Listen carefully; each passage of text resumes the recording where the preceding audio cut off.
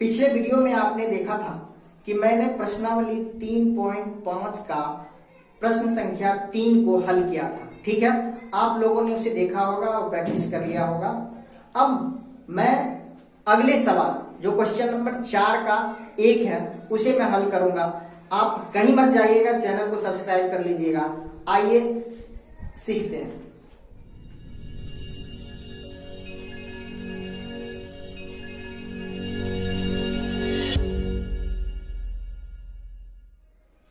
तो चलिए सबसे पहले इस सवाल के कॉन्सेप्ट को समझते हैं। ठीक है, उसके बाद इस सवाल को हम हल करेंगे। ठीक है, इस सवाल में दिया हुआ है कि एक छात्रावास के मासिक व्यय का एक भाग नियत है। इसका मतलब क्या हुआ कि छात्रावास का जो महीने का खर्च है, ठीक है, उसका एक निश्चित भाग नियत है और शेष इस बात पर निर्भर करता है कि छात्र ने कितने दिन भोजन लिया है। ठीक है, इसका अर्थ क्या हुआ सोच समझिए आप। इसका मतलब क्या हुआ, कोई स्टूडेंट जब छात्रावास में जाता है, छात्रावास जहां छात्र रहते हैं, ठीक है, वहां महीने का उसे किराया देना पड़ता है। महीने के रहने का किराया होता है और खाने का किराया होता है। ठीक है, रहने का किराया तो रूम का किराया हुआ, वहां रहना है, वहां के टॉयलेट्स या फिर बिजली या फिर पानी, इन सारी चीजों को हमें यूज करना है, तो उसके लिए तो हमें एक नियत किराया देना ही देना होगा। ठीक है, क्योंकि जब हम छात्रावास में रहेंगे तो वहां पे सिर्फ खाना ही तो नहीं खाएंगे, वहां पे हम रहेंगे भी और खाना भी खाएंगे।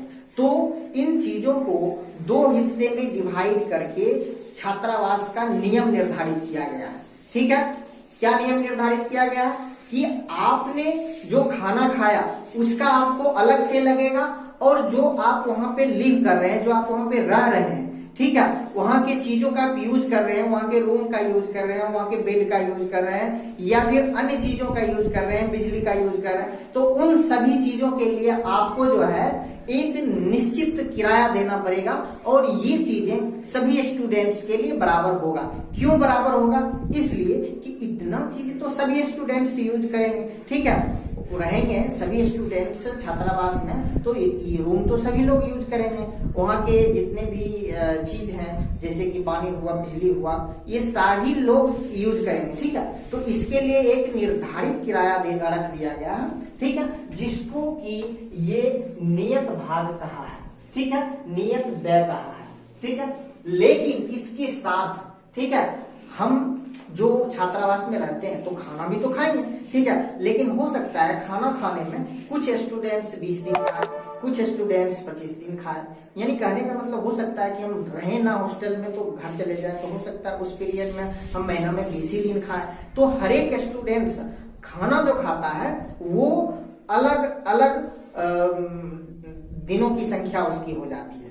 ठीक है, तो इसलिए खाने में उसको निर्धारित कर दिया गया है कि आपको खाने में भी प्रतिदिन के हिसाब से देना पड़ेगा। ठीक है, तो ये रहा इसका कॉन्सेप्ट। ठीक है, अब इसमें कहता है कि जब एक विद्यार्थी ए को 20 दिन भोजन करता है तो 1000 रुपये छात्रावास के व्यय के लिए अदा करने पड़ते हैं, जबकि एक विद्यार्थी बी को जो 26 दिन भोजन करता है छात्रावास के लिए उसे 1180 रुपये देने पड़ते हैं। तो नियत व्यय और प्रतिदिन के भोजन का मूल्य ज्ञात कीजिए। आप देख रहे हैं कि हमें नियत व्यय और प्रतिदिन का भोजन का मूल्य ये दोनों ज्ञात करना है।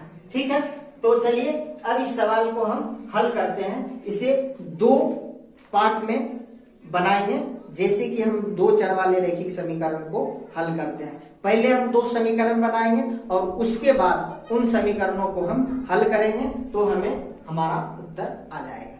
ठीक है, तो चलिए बनाते हैं। ठीक, मान लेते हैं, माना नियत व्यय जो है, नियत खर्च जो है वो x रुपये है जो सभी स्टूडेंट्स को देना पड़ता है। ठीक है, अब प्रतिदिन के भोजन का मूल्य कितना है?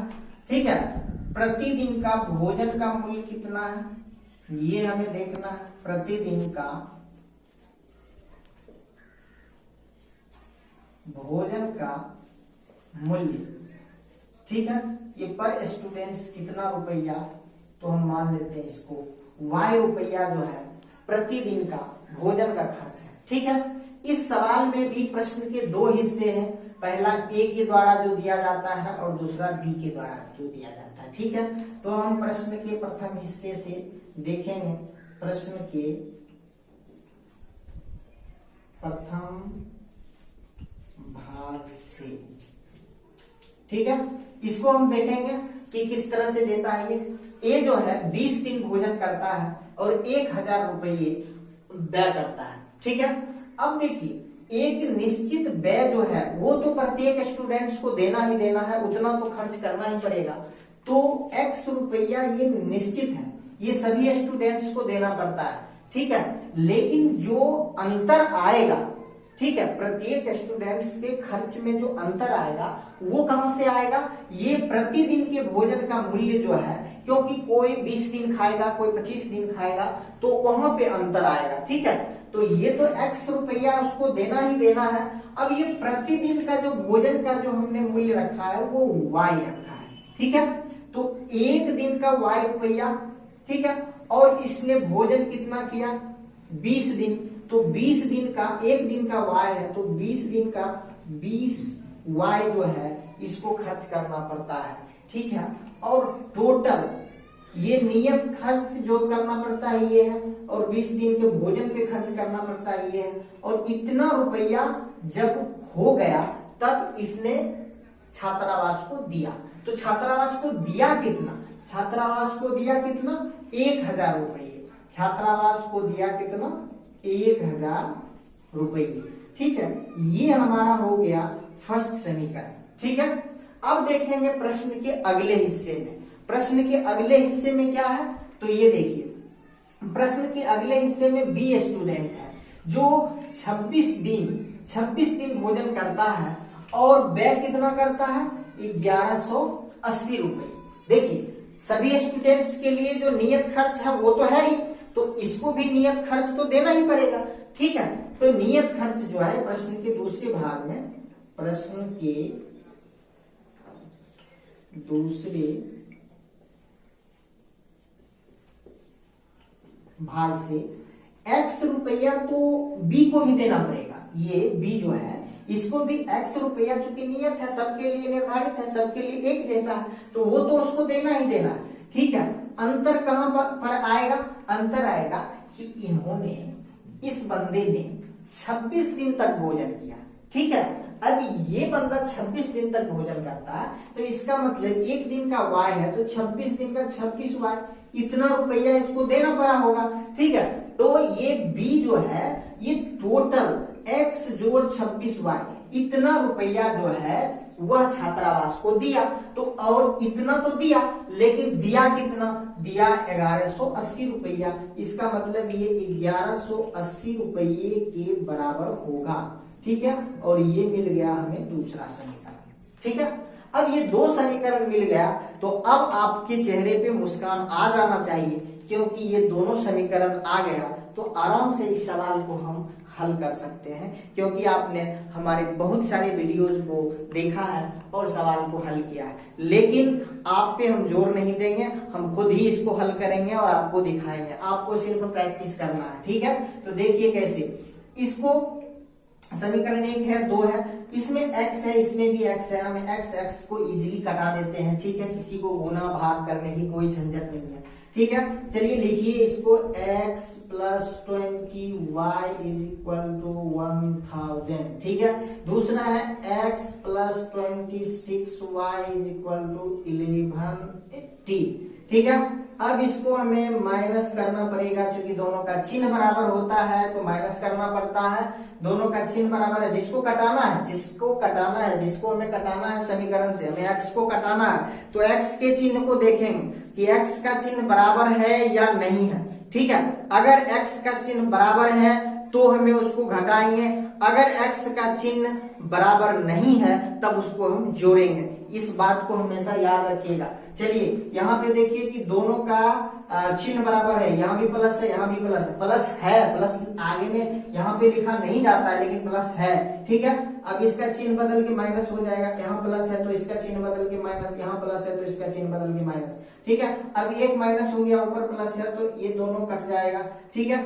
यहाँ पे देखिए कि -26 है, 20 है, यानी ये ज्यादा है ये कम है, इससे ये घटेगा तो माइनस आगे लिखाएगा, ये 6y हो गया, ठीक है। ये घटेगा तो इसके आगे भी माइनस होगा जो कि माइनस वाले बड़ा है, ये 180 हो जाएगा, माइनस इधर भी है माइनस इधर भी है तो प्लस में हो जाएगा, y बराबर क्या हो जाएगा 180/6, 6 18 30, y का वैल्यू कितना आ गया 30, y का वैल्यू 30 आ गया।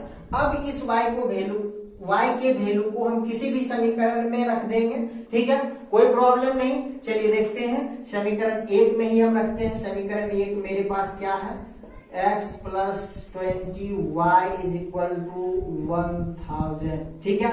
x का मान निकालना है हमको, y का मान 30 आया है तो x + 20y का मान 30 है, y को हटाएंगे और 30 को रखेंगे, ठीक है। उसके जगह को रिप्लेस कर देंगे और उसके बाद ये हमारे पास हो जाएगा x + 3 × 6 600 = 1000, ठीक है। उसके बाद x = 1000 - 600 तो x बराबर क्या हो जाएगा 400 रुपीज, ठीक है।